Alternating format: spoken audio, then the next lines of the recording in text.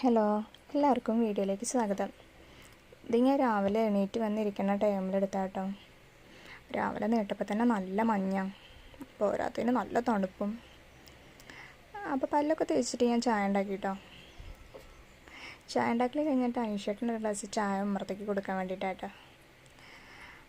മൂപ്പർക്ക് ഇങ്ങനത്തെ ഗ്ലാസ്സിൽ കൊടുത്താൽ തൃപ്തിയുള്ളൂ രാവിലെ. എനിക്ക് പിന്നെ എങ്ങനെയായാലും കുഴപ്പമൊന്നുമില്ല.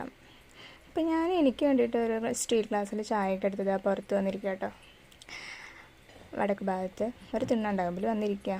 അവിടെ നിന്നിട്ട് ഇങ്ങനെ കുടിച്ചത് പാടത്തേക്കുള്ള ഇങ്ങനെ കാഴ്ചകളൊക്കെ കാണാം. അധികം നേരം കാഴ്ച കാണാൻ സമയമൊന്നുമില്ല കേട്ടോ, കുട്ടികൾക്ക് സ്കൂളിൽ പോകണ്ടേ. അപ്പോൾ തലേ ദിവസം അരച്ച് വെച്ച ഇഡ്ഡലി മാവുണ്ട്, അതിൽ കുറച്ച് ഉപ്പിട്ടിട്ട് നന്നായി മിക്സ് ചെയ്തിട്ട് ഇളക്കണം കേട്ടോ. അല്ലെങ്കിൽ ആ മാവിൽ ഉപ്പ് അവിടെയും ഇവിടെയൊക്കെ പിടിക്കുമല്ലോ. അങ്ങനെ നന്നായിട്ട് ഇളക്കിക്കൊണ്ടിരിക്കുക.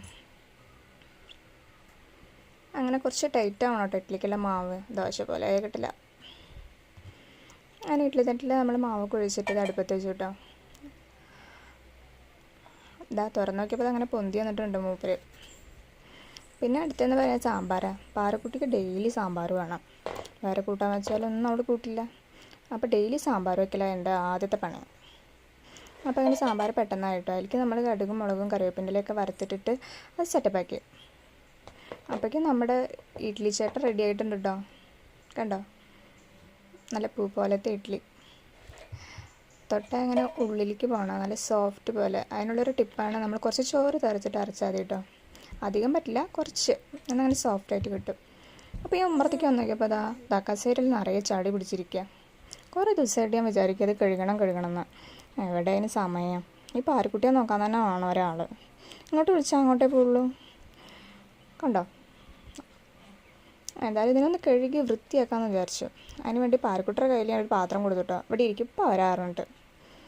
ഞാൻ ഉള്ളിലിട്ട് നടക്കണ ചെരുപ്പെടുത്തിട്ട് അവിടെ ഇങ്ങനെ നടക്കാതെ താങ്ങി പിടിച്ചിട്ട് പറഞ്ഞാലൊന്നും കേൾക്കില്ല.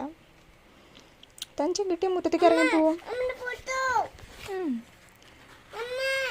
കണ്ടോ, ഇപ്പം തന്നെ അവൾ ഓരോന്ന് പറഞ്ഞുകൊണ്ടിരിക്കുന്നുണ്ട് കേട്ടോ എന്നോട്.